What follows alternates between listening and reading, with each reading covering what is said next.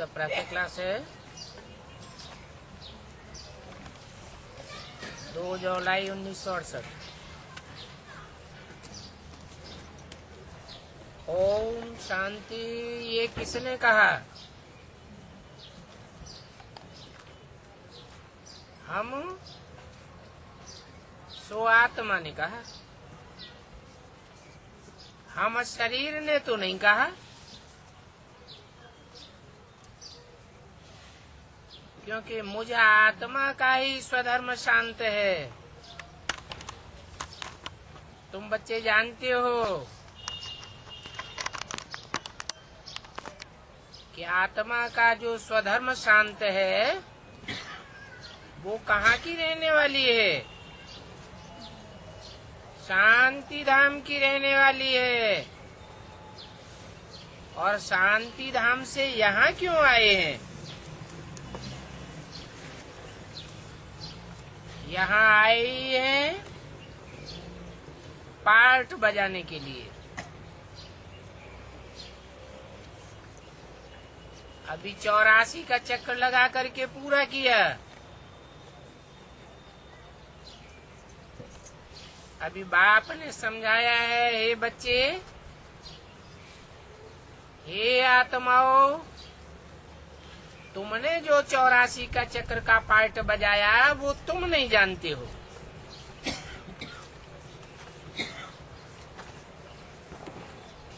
मैं बताता हूँ कि आत्मा ही एक शरीर छोड़ दूसरा शरीर लेती है, फिर तीसरा चौथा बदलता जाता है।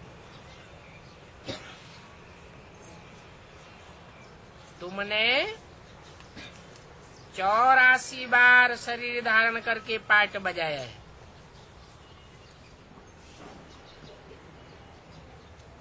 किसने? किसने पार्ट बजाया है 84 बार? आत्मा ने। तो क्या कलयुग के अंत में जो आत्माएं उतरती हैं वो 84 का पार्ट बजाने वाली आत्मा नहीं है?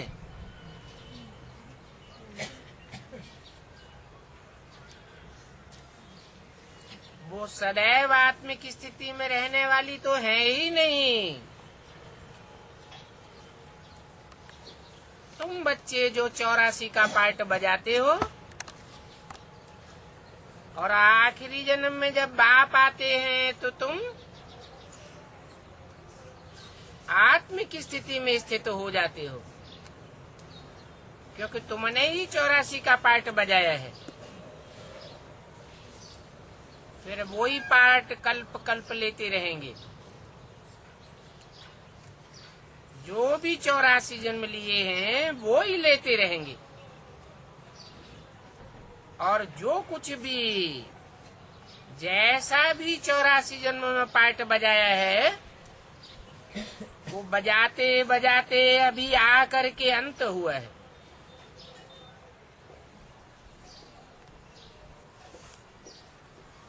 बाप को तुम बच्चों ने निमंत्रण दे करके बुलाया है।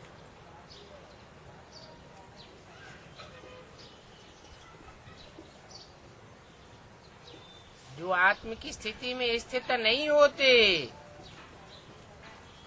उन्होंने निमंत्रण देकर नहीं बुलाया है। क्यों?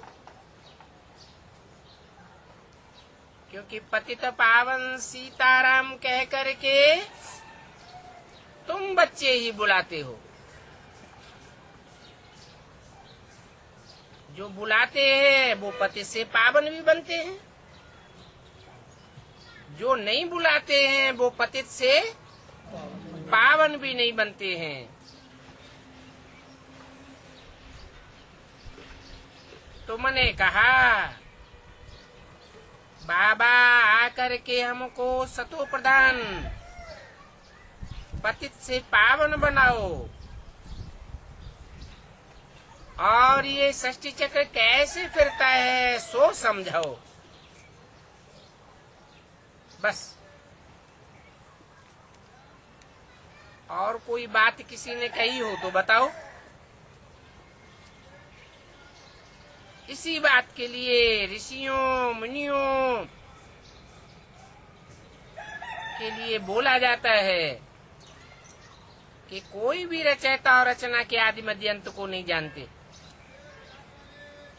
अभी तुम बच्चों ने तो बाप को जाना है और षष्ठी चक्र को भी जाना है।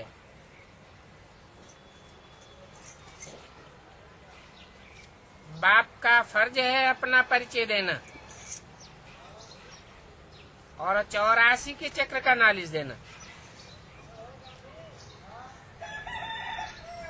एक बाप को ही कहा जाता है पतित पावन, ज्ञान का सागर। क्यों? एक सुप्रीम बाप को ही क्यों कहा जाता है? क्योंकि वो जन्म मरण के चक्र में नहीं आता है और जब इस सृष्टि पर आता है तो जिस मुकर्रर रथ में प्रवेश करता है वो पूरे 84 के चक्र में आता है।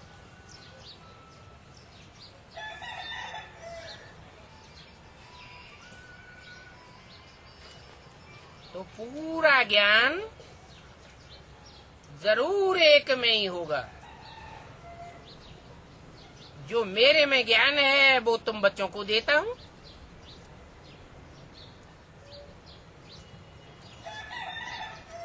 तुम बच्चों की आत्मा रूपी बैटरी पावरफुल बनती है नंबरवार। तुम बच्चे भी जानते हो बाबा का यहाँ क्या पार्ट है।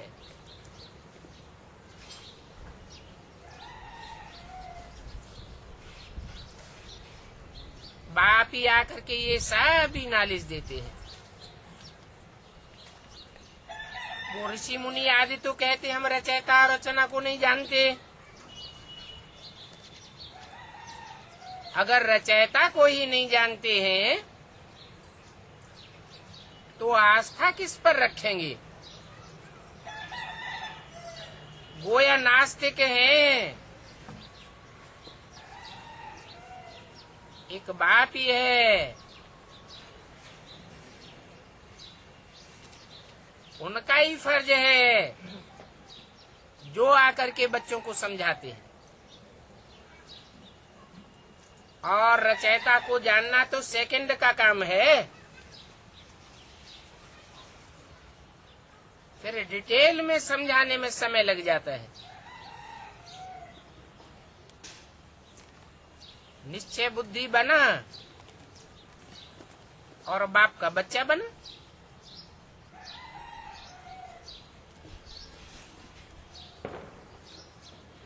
अगर सारा ज्ञान सेकंड में मिल जाए तो तुम याद की यात्रा में कच्चे रह जाएंगे। इसलिए समझाने में समय लग जाता है। मनन चिंतन मंथन करके जुगाली करने में, ज्ञान को अपना बनाने में टाइम लग जाता है। इसलिए पढ़ाई वृद्धि को पाई है। बाप फिर भी डिटेल में बैठ समझाते हैं। ये षष्ठी चक्र कैसे फिरता है? याद की यात्रा में रहना बहुत जरूरी है, क्योंकि इस याद से ही तुम पावन बनते हो।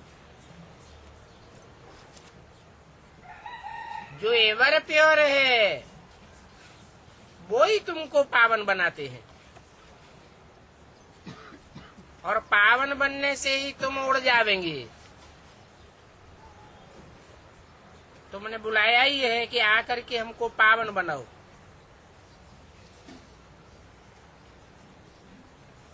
और षष्ठी चक्र का राज समझाओ। षष्ठी चक्र का राज जो समझाते हैं वो भी पावन बनाने के लिए साधन है। ये बातें दुनिया में कोई नहीं जानती। फिर भी तमो प्रधान से सतो प्रधान जरूर बनना है और वापस अपने घर जाना ही है तो पवित्र तो जरूर बनना पड़े। अपवित्र आत्माएं उड़ ही नहीं सकती। क्यों क्यों नहीं उड़ सकती?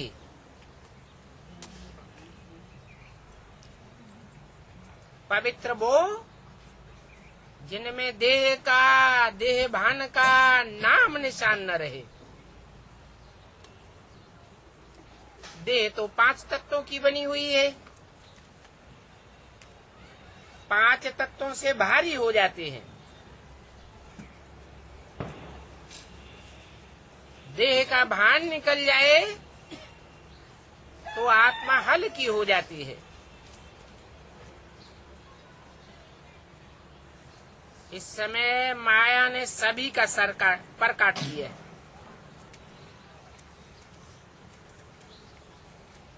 ज्ञान योग के पंख कटे हुए हैं।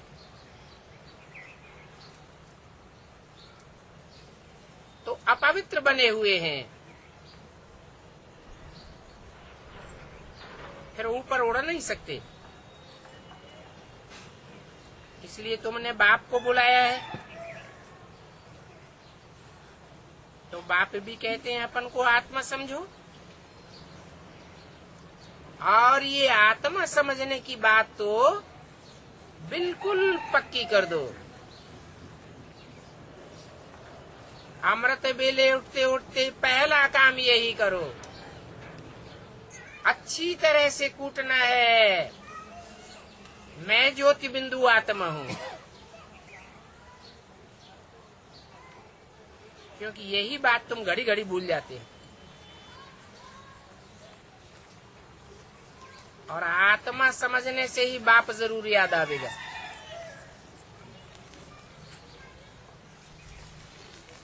क्योंकि आत्माओं का बाप सिर्फ आत्मा है और सदैव आत्मा है। उनको कहा ही जाता है सदाशिव।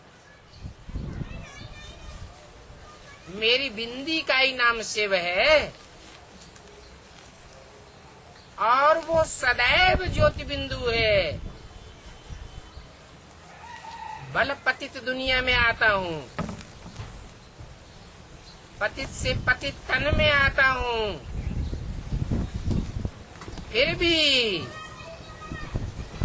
मेरे को संग का रंग नहीं लगता पतित पने का।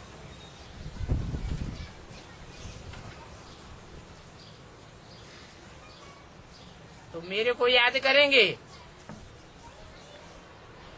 तो तुम पति से पावन बन जाएंगे।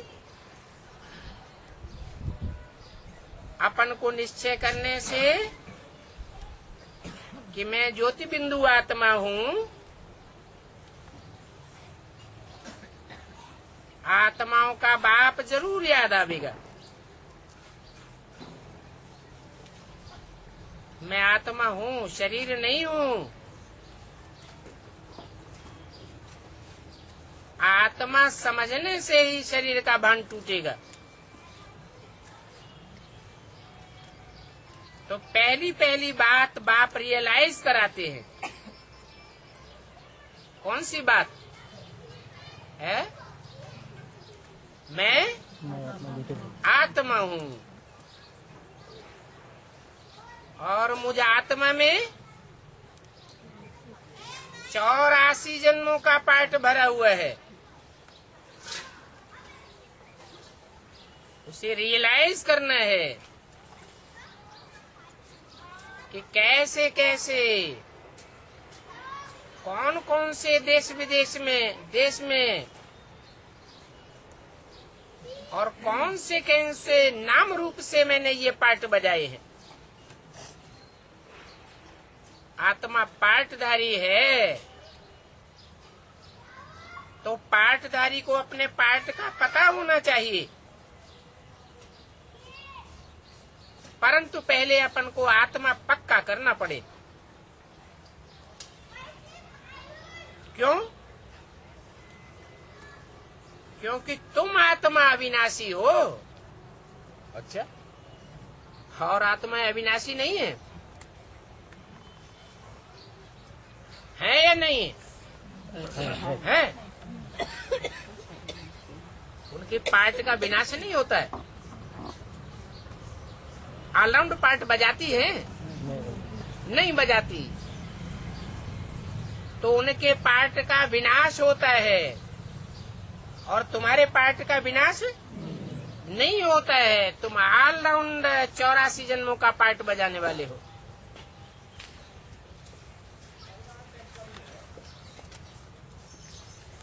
ये शरीर रूपी आर्गन्स तो विनाशी है। आत्मा ही अविनाशी है और आत्मा ही पतित बनी है।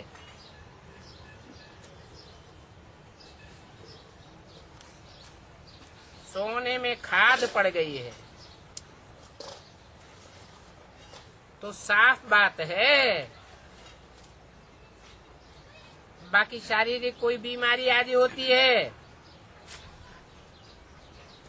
तो जाओ सर्जन के पास। इसमें बाबा क्या करेगा?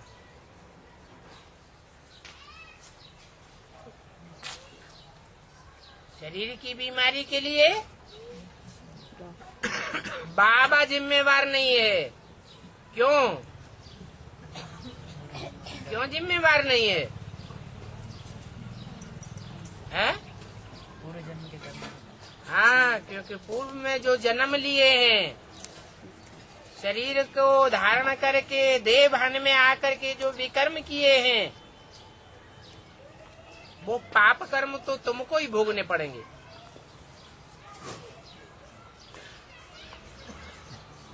कोई में अपवित्र सोल आती है तो जाओ उन सोल निकालने वालों के पास। इसमें मैं क्या करूंगा? मेरा ये कोई धंधा नहीं है।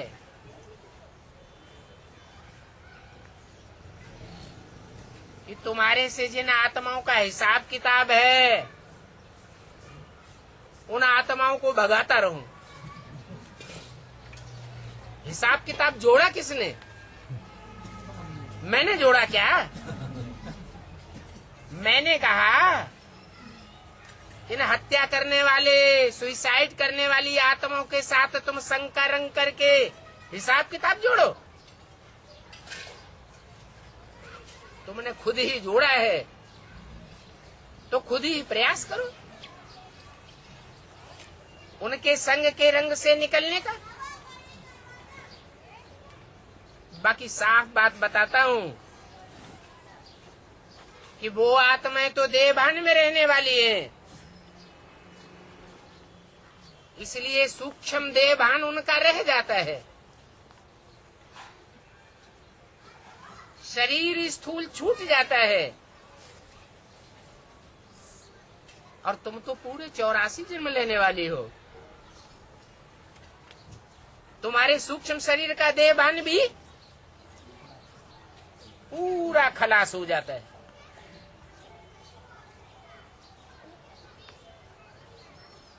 बाकी जो पूर्व जन्मों में हिसाब किताब जोड़ा है वो तो पूरा करना पड़ेगा। हमारा तो धंधा है सिर्फ पतित आत्मा को पावन बनाने का। सो भी एक बाप को याद करेंगे तो पतित से पावन बनेंगे।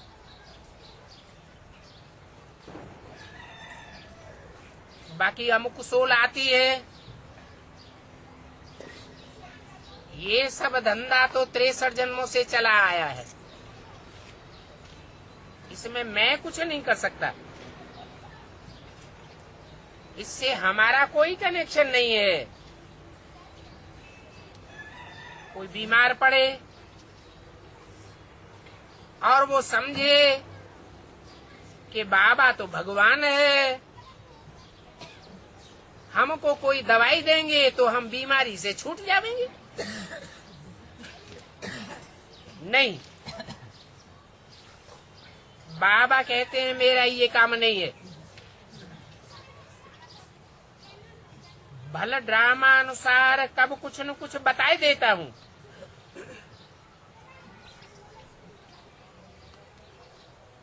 वो भी सिर्फ खुश करने के लिए।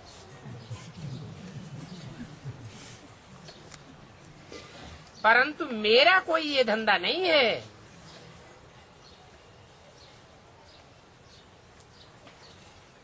मुझे बुलाया ही है आकर के पति से पावन बनाओ,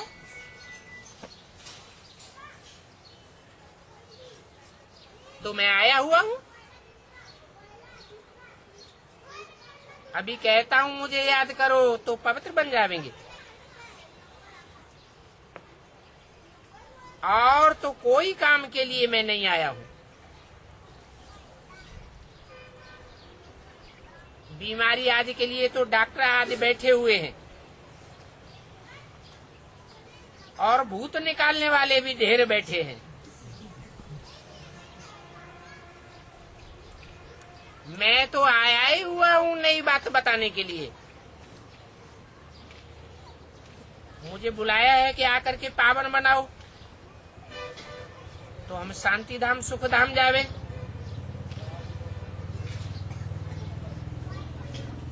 और इन दुखों से छूट जावे। बाकी ये जो प्रवेशता आदि होती है, बीमारी आदि होती है, ये तो तुम्हारे अपने ही कर्मों का भोग है, जो तुम्हें खुद ही भोगना पड़ेगा। कोई को दुख दिया है तो बदला लेने के लिए आते हैं। कौन है? जो सोल वगैरह आती है वो किस लिए आती है? पूर्व जन्मों का अपना हिसाब किताब पूरा करने के लिए आती है। इसमें बाबा का कोई कनेक्शन नहीं है। ये पुरानी रस्म चली आ रही है भक्ति मार्ग की। बाकी ऐसे नहीं कि बाबा सर्वशक्तिमान है तो वो क्या नहीं कर सकता है, बीमारी को भी खत्म कर सकता है। नहीं, ऐसे ख्यालात कब कोई न रखे। मैं अल्पकाल के लिए प्राप्ति कराने आता हूँ या सदाकाल की प्राप्ति कराने आता हूँ?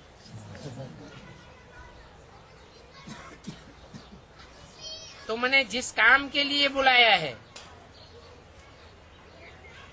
मैं तो वो ही काम जानता हूँ, दूसरे धंधे मैं नहीं जानता हूँ, ये जानता होगा।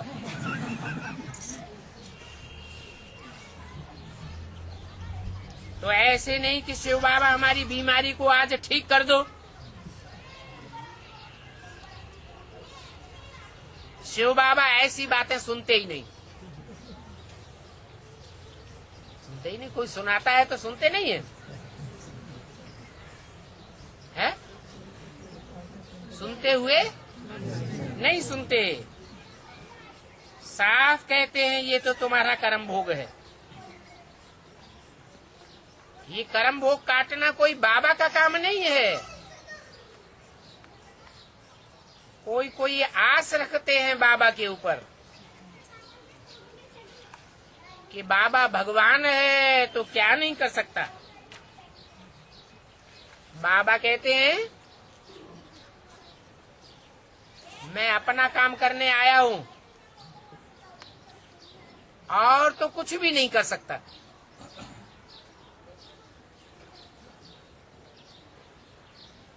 मेरा पार्ट अलग है। मैं सिर्फ तुमको पावन बनाकर षष्ठ चक्र का राज सुना करके चक्रवर्ती राजा बनाने का रास्ता बताता हूँ। रोज लाई और शक्ति वाणी का दूसरा पेज। बाकी तो और सभी बातें भूल जाओ। इन सभी बातों में जाना ये बाबा का काम नहीं है। सिर्फ कहते हैं मुझे याद करो, और मुझे जितना याद करते हैं मैं भी उनको याद करता हूं।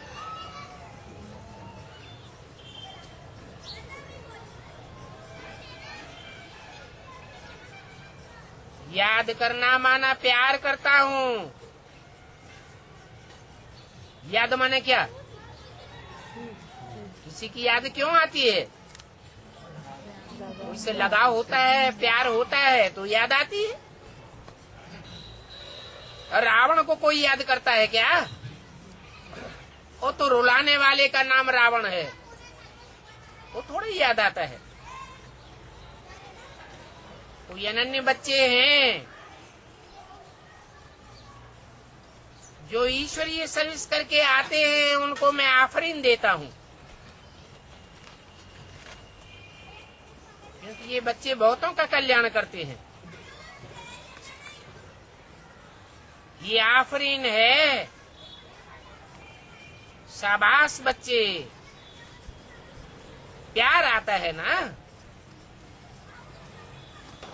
कोई बच्चा बाप की दुकान संभालता है और बच्चे निठल्ले बैठे रहते हैं, तो बाप का प्यार किसके ऊपर जाएगा? है? जो दुकान संभालेगा उसके ऊपर प्यार जाएगा।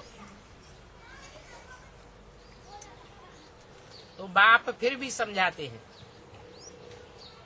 अपन को आत्मा समझ बाप को याद करो। अपन को आत्मा भूलने से ही फिर बाप को भूल जाते हो, फिर देह बना जाता है। तो पहले पहले तो यही निश्चय करो कि हम आत्मा हैं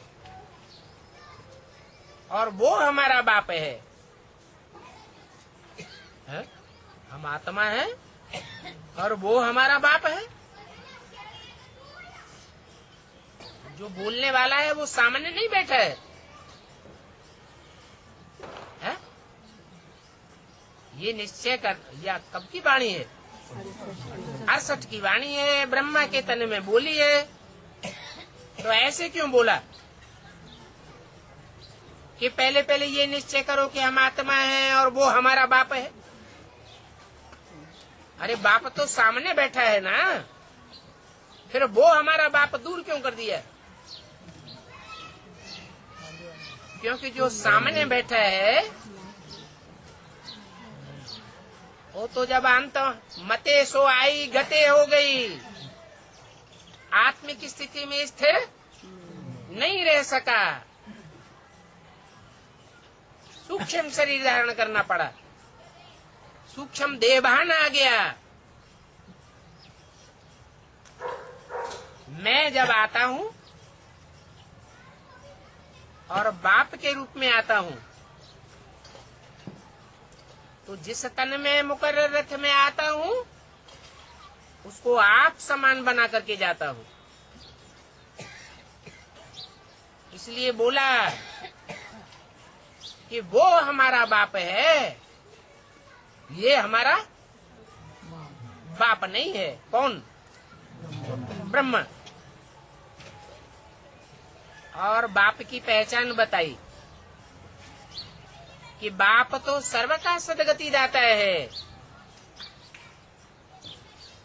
क्या सर्व का बाप है या कोई लिमिटेड का बाप है? ब्रह्मा है तो ब्रह्मा कुमार कुमारियों का बाप है।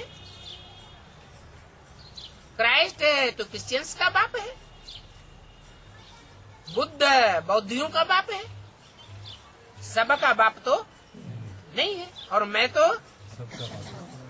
तो सबका बाप हूँ। तो सर्व की सदगति करता हूँ। कम से कम एक जन्म की सदगति तो सबको देता हूँ।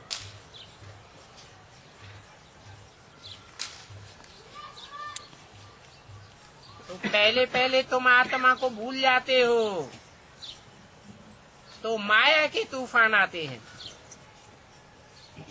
माया के तूफान आने का कारण क्या बताया है?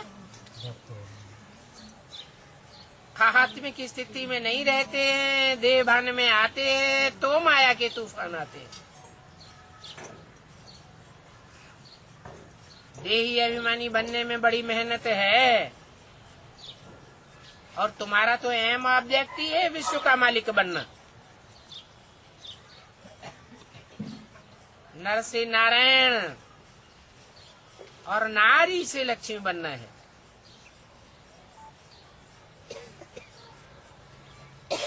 परंतु ये भी जानते हो कि जो तुम्हारा एम ऑब्जेक्ट है लक्ष्मी नारायण बनने का, वो लक्ष्मी नारायण भी सदैव तो इकट्ठे नहीं रहते हैं। रहते हैं क्या? है नहीं। सदैव तो किसका भी राज्य नहीं चल सकता। लिमिट है 21 जन्मों की, 21 पीढ़ी। और 21 पीढ़ी की मैं गारंटी देता हूं। ये तो जानते हो वहां आयु बड़ी हो जाती है। क्यों बड़ी हो जाती है? यहाँ आयु कम क्यों हो जाती है? जन्म कम है। नहीं, यहाँ आयु कम इसलिए हो जाती है कि हम देह भान में रहते हैं। जो हमारी ओरिजिनल स्थिति है उसमें नहीं रहते। और वहाँ आयु लंबी क्यों हो जाती है? क्योंकि वहाँ जो हमारी ओरिजिनल स्थिति है आत्मा की ज्योति बिंदु, उस स्वरूप की याद में रहते हैं। तो वहाँ पवित्र होने के कारण हेल्थ, वेल्थ, हैप्पीनेस सब कुछ रहती है। काया निरोगी हो जाती है। सर्वगुण संपन्न 16 कला संपूर्ण भी होते हैं। और ये भी जानते हो कि ये चक्र 5000 वर्ष का है। इन 5000 वर्षों में तुम 84 जन्म लेते हो।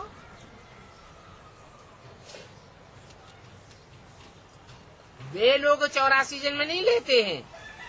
कौन? जो और धर्मों में कन्वर्ट होने वाली आत्माएं हैं। तुम 84 जन्म लेते हो। तो ये बात पक्की कर देनी चाहिए कि हम ऑलराउंड पार्ट बजाने वाले बाप के बच्चे पक्की आत्मा है। हर 5000 वर्ष के बाद हम ऊपर से नीचे और नीचे से ऊपर जाते हैं। हर एक जन्म के बाद थोड़ा थोड़ा आत्मा की शक्ति क्षीण होती रहती है। क्यों? सत्य को त्रेता में देवन, फिर आत्मा की शक्ति क्षीण होती है कि नहीं? वहाँ भी और धर्मों में जो कन्वर्ट होने वाली आत्माएं हैं वो सतयुग में उतरती हैं या नहीं उतरती है? उतरती हैं। कम जन्म लेने वाली ढेर की ढेर आत्माएं उतरती हैं। उनके संग के रंग में आने से 2 कलाएं कम हो जाती हैं।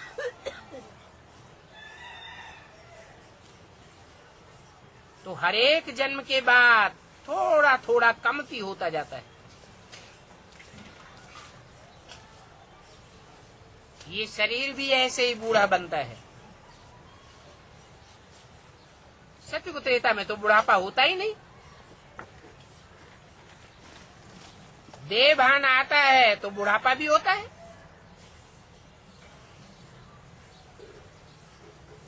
इनको कहा जाता है जर्जरीभूत अवस्था। चैतन्य आत्मा की स्मृति खत्म हो जाती है। सतयुग में जर्जरीभूत अवस्था, ये अक्षर काम में नहीं आते हैं। क्यों? क्योंकि वहां तो चैतन्य आत्मा की स्मृति रहती है। तो यहाँ ही समझाया जाता है कि जर्जरीभूत अवस्था क्या होती है। यहाँ बूढ़े होते हैं तो बूढ़े होते होते एकदम बेहाल हो जाते हैं। इंद्रियों में कोई भी शक्ति नहीं रहती। फिर समझते हैं कहाँ ये शरीर छूट जाए तो अच्छा है। ये नहीं समझते हैं ये हमारा ही कर्म भोग है।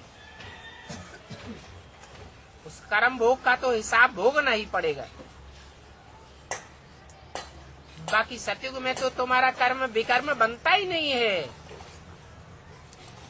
क्यों नहीं बनता है? क्योंकि वहां देहभान होता ही नहीं है। बाप कर्म अकर्म विकर्म की गति समझाते हैं।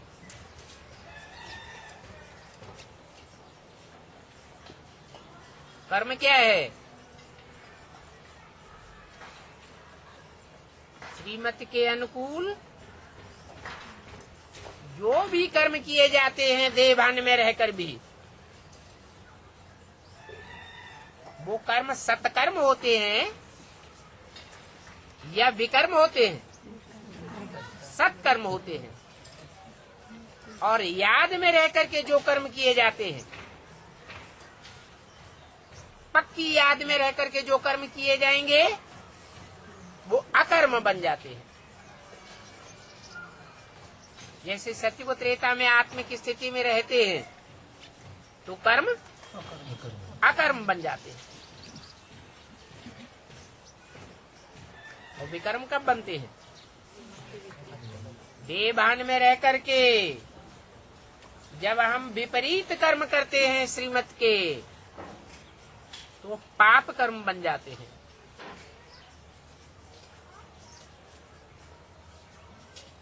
वहां तुम जो कर्म करते हो वो अकर्म हो जाता है। यहाँ भी ऐसी प्रैक्टिस करनी है। कैसी है? क्या प्रैक्टिस करनी है?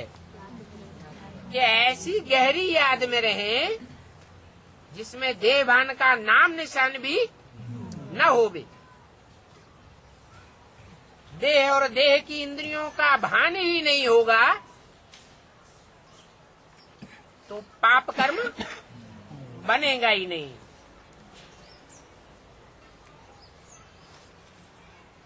वहां विकर्म क्यों नहीं बनता? क्योंकि वहां रावण का राज्य नहीं होता है। भले रावणी धर्म में कन्वर्ट होने वाली आत्माएं तो होती हैं, होती हैं या नहीं? कम कला वाली आत्माएं, कमजोर आत्माएं सत्युग त्रेता में परम धाम से उतरती है या नहीं? है? उतरती हैं। लेकिन अंतर क्या होता है? हैं? संस्कार मर्ज हो जाते हैं। वो आत्माएं उतरती तो हैं और ढेर की ढेर संख्या में उतरती हैं, परंतु जो उतरने वाली आत्माएं हैं वो 84 जन्म लेने वाली नहीं है। जब टाइम आता है द्वापर युग का, द्वैतवादी युग, तो इतनी कमजोर पड़ जाती हैं कि दूसरे धर्मों में कन्वर्ट होती रहती है। फट से रावण के चंबे में आ जाती है।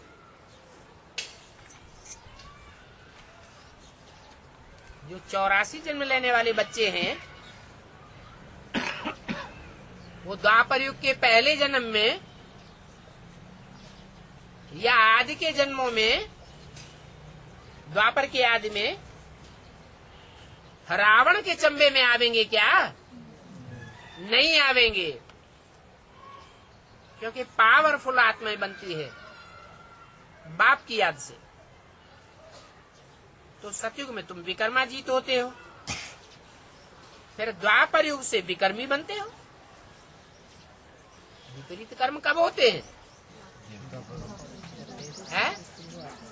जब रावण राज्य में हम रावण के प्रभाव में आ जाते हैं,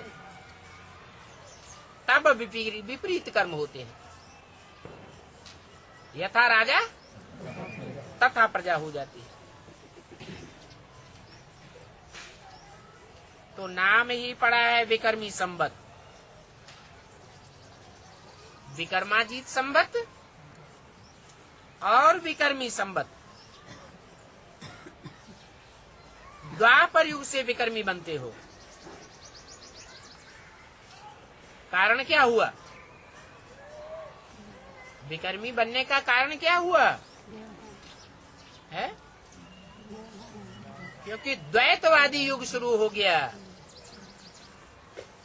सत्युग त्रेता में अद्वैत एक का राज्य था। इसका सत्युग त्रेता में जो राज्य चलता है वो किसका राज्य था? राम राज्य था। और द्वापर युग से द्वैतवादी धर्म आ जाते हैं, द्वैतवादी राजाएं आ जाते हैं, द्वैतवादी राज्य चलता है, अनेक मत हो जाते हैं, अनेक कुल हो जाते हैं, अनेक भाषाएं हो जाती हैं।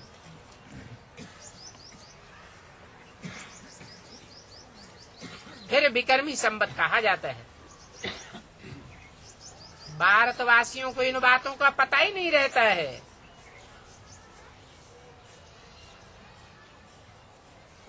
कि विकर्मी संवत कब से शुरू हुआ, क्या हुआ। तो देखो कितना बड़ा धक्का लग जाता है।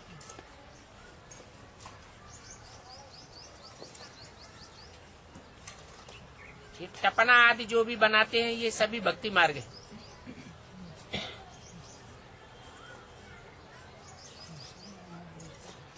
वहां सत्युग त्रेता में कोई ज्योतिषी आदि नहीं होते हैं।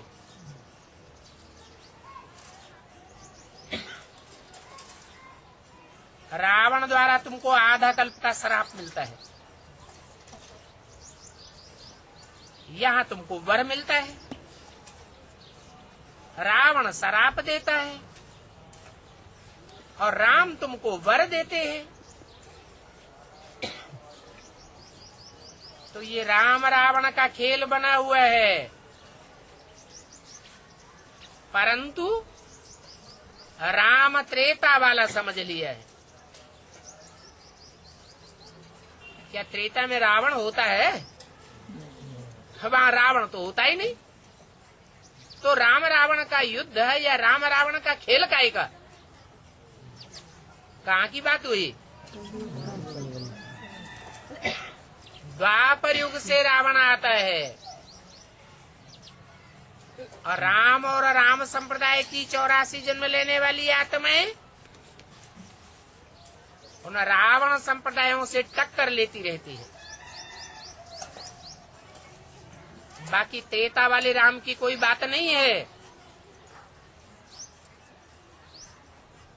बाप कहते हैं ये गीता भी झूठी, तो भागवत और महाभारत भी झूठा हो जाता है। अभी तुमको कहते हैं शास्त्र पढ़ते हो, पूछते हैं तुम शास्त्र पढ़ते हो,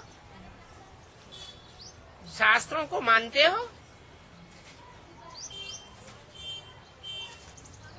बाबा ने समझाया है, तुम बोलो कि हमने जितने शास्त्र पढ़े हैं और किसी ने पढ़े ही नहीं होंगे, जन्म जन्मांतर हमने शास्त्र पढ़े, परंतु अभी हमने समझ लिया है कि अनेक मनुष्य गुरुओं द्वारा लिखे हुए शास्त्रों से दुनिया की सदगति नहीं हो सकती। सदगति तो सिर्फ ज्ञान से होती है, और ज्ञान दाता सिर्फ एक है, बाकी तो सभी अज्ञान सुनाते हैं। बाकी सब भक्ति मार्ग है। ये शास्त्र भी भक्ति मार्ग के हैं, जिनसे 2500 वर्ष से मनुष्य की मेंटेलिटी की दुर्गति होती आई है। तो अभी तो हम सदगति की तरफ जाते हैं,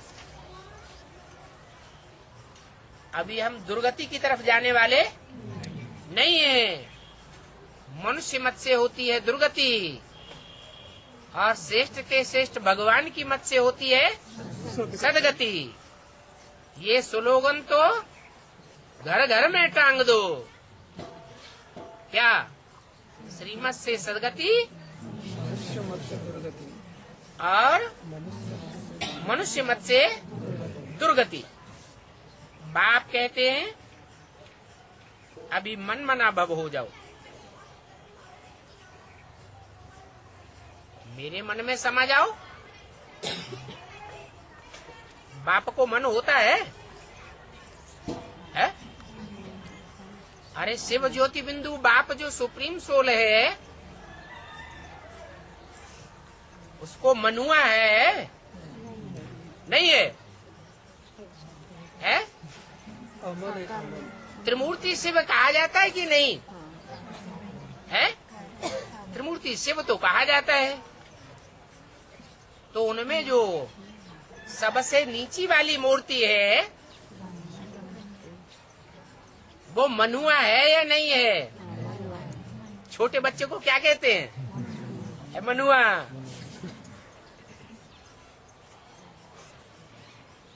तो ब्रह्मा रूपी मन है,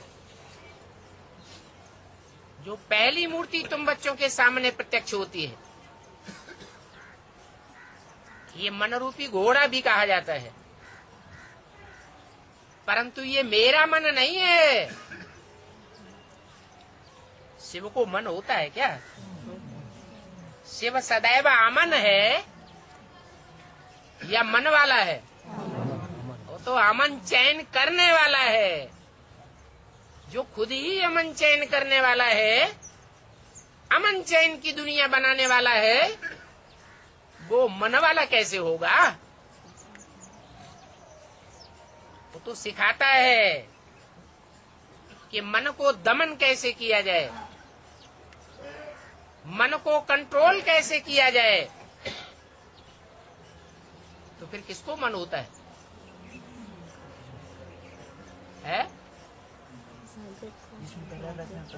जिस प्रजापिता में प्रवेश करते हैं, वो प्रजापिता में मनन चिंतन करने वाली मनन शक्ति भी है। वो उसकी रचना है पहली पहली।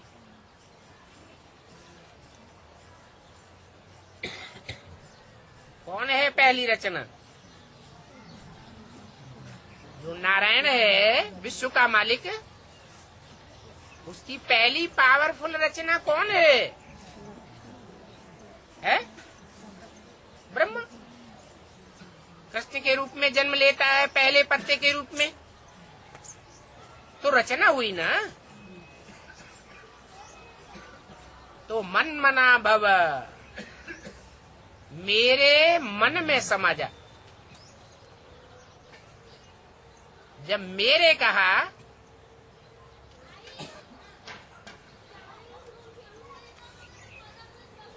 तो कोई दूसरा है या नहीं है? कि एक सुप्रीम सोल ज्योति बिंदु ही है? मैं और मेरा, ये दो बातें हैं या एक है? दो चीजें हैं। मैं जो सदा शिव है, और मेरा जिस मुकर्रर रथधारी में मैं प्रवेश करता हूँ वो मेरा बच्चा है। कहते हैं त्रिमूर्ति शिव या त्रिमूर्ति ब्रह्मा, फिर कहते हैं देव देव महादेव। तो बड़ा बच्चा कौन हुआ है? शंकर बड़ा बच्चा हुआ। कोई भी कंपनी बनाते हैं तो एंड सन्स लिखते हैं ना।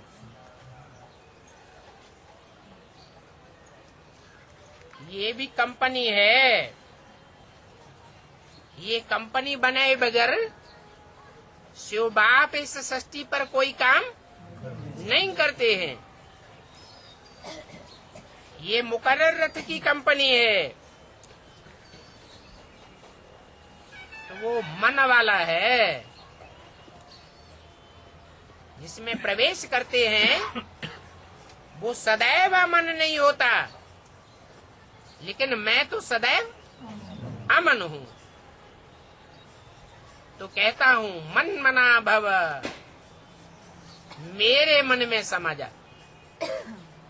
ये नहीं कहा मेरे में समा जा। मेरे में समा जाने का मतलब मेरी बिंदी में समा जा। और बिंदी में समाना होता है क्या? वो तो हो ही नहीं सकता। तो बताते हैं और जो भी देह के संबंध धर्म हैं उन सभी धर्मों को छोड़ दो।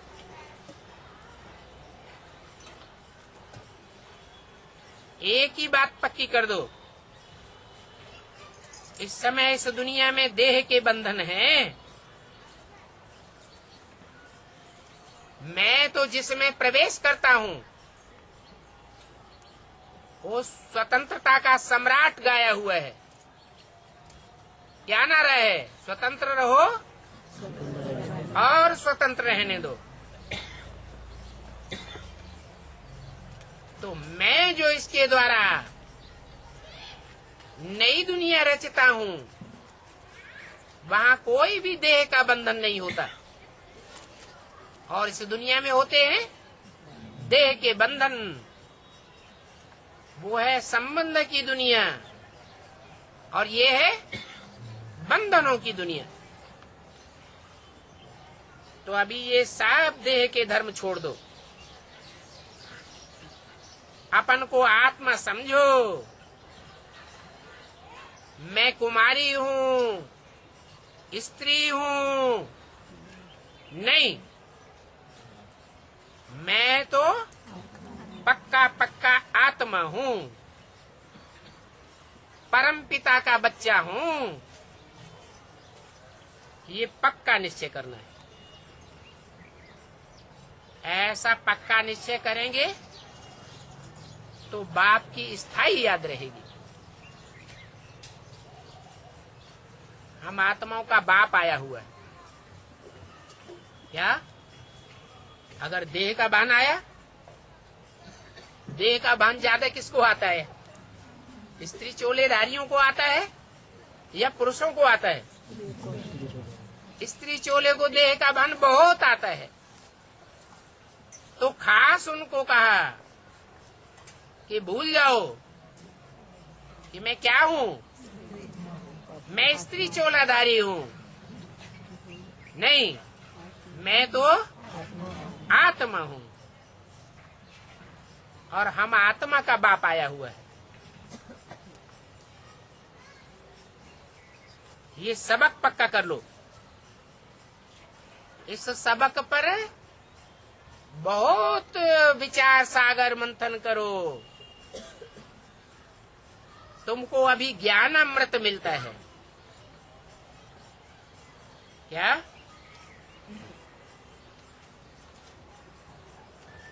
जिस समय वाणी बोली गई उस समय ज्ञानामृत कहेंगे? क्यों नहीं कहेंगे? क्योंकि अमृत तो मंथन करके निकलता है। और उस समय जो भी ब्रह्मा के मुख से बोला उन बातों पर गहराई से कोई ने मंथन किया ही नहीं। मम्मा ने मंथन किया, वो भी बेसिकली मंथन हुआ कि हम आत्मा का बाप ज्योति बिंदु है, बस इससे ज्यादा नहीं बढ़े आगे। तो बाप कहते हैं ये विचार करना सागर मंथन है। क्या विचार करना? कि मैं अमुक आत्मा हूं। सिर्फ इतना विचार करना मैं ज्योति बिंदु आत्मा हूं, ये तो बेसिक नॉलेज है। बाकी गहराई से भी विचार करना है। मैं ज्योति बिंदु आत्मा कौन सी आत्मा हूं? ज्योति बिंदु तो 500-700 करोड़ सभी कीड़े मकोड़े भी क्या है? ज्योति बिंदु है। लेकिन मैं आत्मा कौन हूं, इस पर जितना गहराई से विचार करेंगे तो अनेक जन्मों का राज खुलता जाएगा।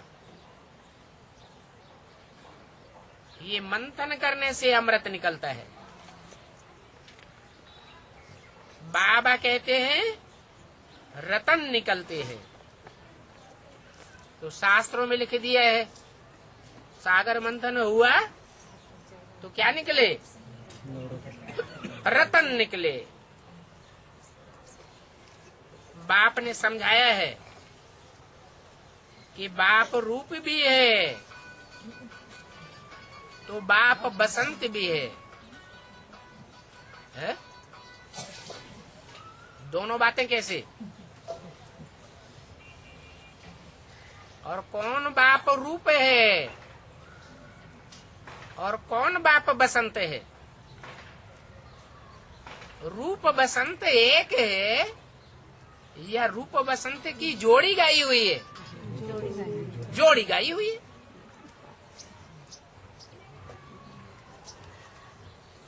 वो रूप बसंत बाप ज्ञान की बरसात बरसाते हैं।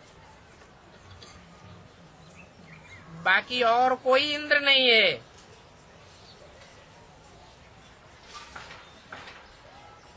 कौन है इंद्र? इंद्र माने क्या? इंद्र माना राजा, जो पहले पहले अपनी इंद्रियों के ऊपर राजाई करता है। उस इंद्र का काम है विचार सागर मंथन करके ज्ञान की बरसात करना। वो ज्ञान सागर होने के कारण ज्ञान की बरसात करते हैं तुम बच्चों पर। वो एक ही ज्ञान सागर है, नहीं तो मनुष्यों ने तो सागर का भी बंटवारा कर दिया है। कितने सागर बनाए दिए हैं? ये 7 सागर कहाँ से हो गए?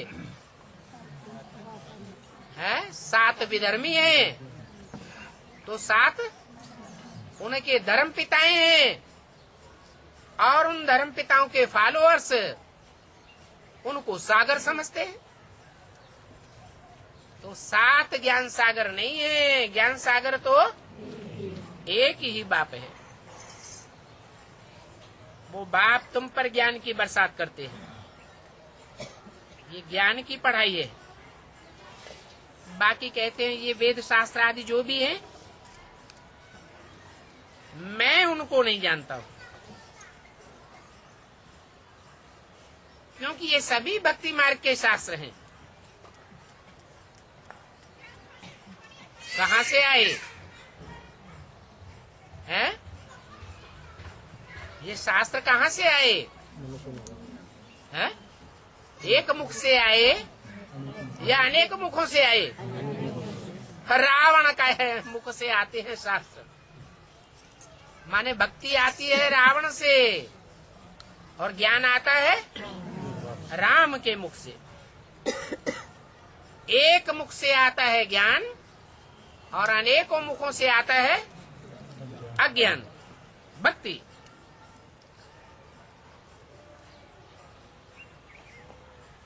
तो मैं तुमको ज्ञान पढ़ाता हूं, फिर जो भी ये अज्ञान रूपी छोटे छोटे सागर हैं वो सब खलास हो जाते हैं। और धर्म स्थापन करने वालों का शास्त्र रहता है। वो लोग भी कोई खुद शास्त्र थोड़े ही लिखते हैं।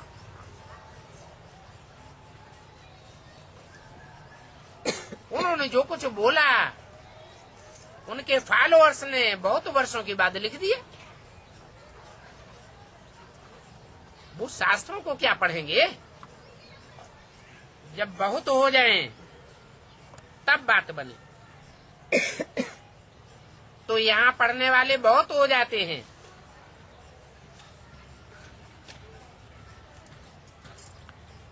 ये बातें तुम बच्चे समझते हो कि इतना कुछ जो विस्तार ज्ञान का होता है, आगे चल के जो टाइम आने वाला है उसमें पढ़ने लिखने और छपाने का टाइम रहेगा? टाइम ही नहीं रहेगा इतने को पढ़ने का। फिर भी कहते हैं ये पढ़ाई तो बहुत सहज है, कोई भी पढ़ सकता है। बच्चों की बुद्धि में भी बैठ सकता है, बूढ़ों की बुद्धि में भी बैठ सकता है, कोई धर्म वाले की बुद्धि में ये ज्ञान बैठ सकता है। लूले, लंगड़े, अंधे, कोढ़े, कानी, कुब्जे कोई भी हो, इस ज्ञान को सब सहज रूप से समझ सकते हैं। अच्छा, ओम शांति।